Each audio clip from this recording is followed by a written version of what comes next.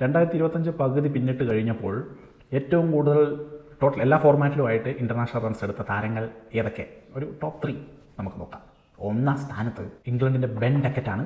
1290 റൺസാണ് അദ്ദേഹം അടിച്ചെടുത്തിരിക്കുന്നത്. ഒരു വല്ലാത്ത മനുഷ്യനാട്ടോ, വളരെ കൂളാണ്, ഒരു പേടിയില്ല ഏത് ഫോർമാറ്റിലാണെങ്കിലും. എന്താ അദ്ദേഹം IPL എടുക്കാത്തതെന്ന് എനിക്ക് മനസ്സിലാവാത്തത്. IPL പറ്റിയൊരു ഓപ്പണറാണ്, അടുത്ത വർഷം കാണാൻ മിക്കവാറും. 27 ഇന്നിങ്സിൽ നിന്നാണ് 1290 അദ്ദേഹം അടിച്ചിരിക്കുന്നത്.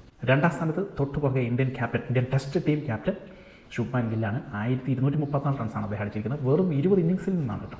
ഈ ഒറ്റ സീരീസിൽ തന്നെ 700 മേലെ അടിച്ച ആളാണല്ലോ. മൂന്നാം സ്ഥാനത്ത് ജോ റൂട്ടാണ്. 1175 റൺസാണ് അദ്ദേഹം അടിച്ചിരിക്കുന്നത് വെറും 19 ഇന്നിങ്സിൽ. ജോ റൂട്ടിനെ പിടിച്ചു കെട്ടാൻ ആരെങ്കിലും ഉണ്ടോടെ? ഈ പോക്ക് പോയാൽ അദ്ദേഹം 2027 ആകുമ്പോഴത്തേക്കും 27 പകുതി ആകുമ്പോഴത്തേക്കും സച്ചിൻ്റെ റെക്കോർഡ് തീർക്കും, ഉറപ്പാണ്. ഒരു വർഷം കൊണ്ട് എന്തൊക്കെ മാറ്റങ്ങളാലേ വരുന്നത്, എത്ര പെട്ടെന്ന് ചേഞ്ച് ആകുന്നു.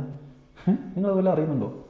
നമ്മുടെ ക്രിക്കറ്റിൽ അടക്കുകയെ ഇന്നലെ വരെ നമ്മൾ സൂപ്പർ സ്റ്റാറുകളും ഇവർക്ക് പകരം ആര് ആലോചിച്ചുകൊണ്ടിരുന്നതാണ്. പക്ഷേ സിമ്പിളായിട്ട് കാര്യങ്ങൾ മാറും. ഈ ഫോട്ടോ നോക്കൂ. 2024 ഇപ്പോഴത്തെ സ്ഥിതിയാണ്. 2024 ടെസ്റ്റിൽ Rohit Sharma captain, Jasprit Bumrah vice captain. 25 ആയപ്പോൾ അന്ന് സീനിലേ ഇല്ലാതിരുന്ന Shubman Gill captain, Rishabh Pant vice captain.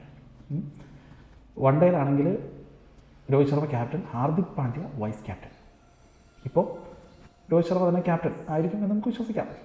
അടുത്ത ഓസ്ട്രേലിയയുടെ മത്സരത്തിൽ ഇങ്ങനെ പുകയുന്നുണ്ട്, എന്നാലും പ്രതീക്ഷിക്കാം രോഹിത് ശർമ്മനെ ആയിരിക്കും വൈസ് ക്യാപ്റ്റൻ ശുഭ്മാൻ ഗിൽ. ഉടനെ ശുഭ്മാൻ ഗിൽ രോഹിത് ശർമ്മനെ ടേക്ക് ഓവർ ചെയ്യാനുള്ള എല്ലാ സാധ്യതയും നമ്മുടെ കണ്ണിന് മുമ്പിൽ തന്നെയുണ്ട്. 2020 2024 Rohit Sharma captain, Hardik Pandya vice captain. Hardik Pandya ആയിരുന്നു അടുത്ത വൈറ്റ് ബോൾ ക്യാപ്റ്റൻ എന്ന് എല്ലാവരും ഇങ്ങനെ വാഴ്ത്തിപ്പാടിയതാണ്. പക്ഷേ പുള്ളി ആ സീനിൽ നിന്നേ ഔട്ടായിപ്പോയി. അതൊരു സംഭവമേ ഇല്ല. ഇനിയിപ്പോൾ കിട്ടാനുള്ള സാധ്യതയില്ല. 25 ആയപ്പോഴത്തേക്കും സൂര്യകുമാർ ക്യാപ്റ്റനായി, അക്സർ പട്ടേലാണ് വൈസ് ക്യാപ്റ്റൻ. ഇത്ര മാറി അറിയിച്ചു അല്ലേ? ഇതിനകത്ത് ഇപ്പോൾ ഏറ്റവും കോട്ടം തട്ടിയിരിക്കുന്നത് രോഹിത് ശർമ്മയ്ക്കും ഹാർദിക് പാണ്ഡ്യയ്ക്കുമാണ്. രോഹിത് ശർമ്മയുടെ കാര്യം തുലാസിലാണ്. 2 ഫോർമാറ്റിൽ റിട്ടയർ ചെയ്തു. ഓക്കെ, വൺ ഡേയിലാണെങ്കിൽ തുലാസിലാണ്. ഹാർദിക് പാണ്ഡ്യ അടുത്ത ഈ പറഞ്ഞ പോലെ 2 ഫോർമാറ്റിൽ വൈസ് ക്യാപ്റ്റനായിരുന്നു.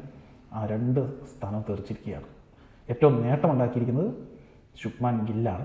ടെസ്റ്റിൽ ക്യാപ്റ്റനായി, ODIയിൽ ഉടൻ തന്നെ ക്യാപ്റ്റനാവും. 2020 ക്യാപ്റ്റനാവുള്ള എല്ലാ സാധ്യതയും കാണുന്നുണ്ട്. AI ഒരു കാലമാണല്ലോ ഇപ്പോൾ. AI ഇല്ലാതെ ഒരു സെക്കൻഡ് കൂടി മുന്നോട്ട് ജീവിക്കാൻ പറ്റാത്ത സ്ഥിതിയിലാണ് കാര്യങ്ങളൊക്കെ പോകുന്നത്.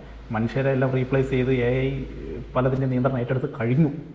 അങ്ങനെ ഇരിക്കെ ക്രിക്കറ്റിലും AI ചില കാര്യങ്ങൾ നമ്മൾ അറിയേണ്ടിയിരിക്കുന്നു. അതായത് സെപ്റ്റംബർ 9 മുതൽ ദുബായിൽ വെച്ച് ഏഷ്യ കപ്പ് ആരംഭിക്കുകയാണല്ലോ. അപ്പോൾ ഇന്ത്യ പാകിസ്ഥാൻ മത്സരം സെപ്റ്റംബർ 14 നടക്കുകയാണ്. വളരെ നിർണായകമായ മത്സരമാണ് നടക്കുമെങ്കിൽ. അപ്പോൾ ആ മത്സരത്തിൽ ആര് ജയിക്കുമെന്ന് AI പ്രവചിച്ചിരിക്കുകയാണ്. എന്താല്ലേ, ഇത്രയും നാളും നീരാളി അല്ലെങ്കിൽ അങ്ങനത്തെയൊക്കെ സംഭവങ്ങളാണ് പ്രവചിച്ചുകൊണ്ടിരുന്നത്. ഇപ്പോൾ AI പ്രവചിച്ചിരിക്കുകയാണ്. എന്താണ് പ്രവചനം എന്ന് വെച്ചാൽ, ഇതുവരെയുള്ള കണക്കുകൾ, ബാറ്റിംഗ്, ബൗളിംഗ് കരുത്ത് എന്നിവയെല്ലാം വിലയിരുത്തിയ ശേഷമാണ് ഇന്ത്യ പാകിസ്ഥാൻ എൽ ക്ലാസിക്കോ പോരാട്ടത്തിലെ വിജയിയെ AI പ്രവചിച്ചിരിക്കുന്നത്. ഇത് പ്രകാരം ഇന്ത്യയുടെ വിജയ സാധ്യത 55%, പാകിസ്ഥാനത് 45%. AI പ്രവചിച്ചിരിക്കുന്ന ഇന്ത്യ തന്നെ ജയിക്കുമെന്നാണ്. മനസ്സിലായില്ലേ? അതിപ്പോൾ AI പ്രവചിച്ചിട്ട് വേണമെന്നായിരിക്കും നമ്മൾ ചിന്തിക്കുന്നത്. 2020 ടീമാണ്, ഇന്ത്യയുടെ കിടിലൻ ടീമാണ് അല്ലേ?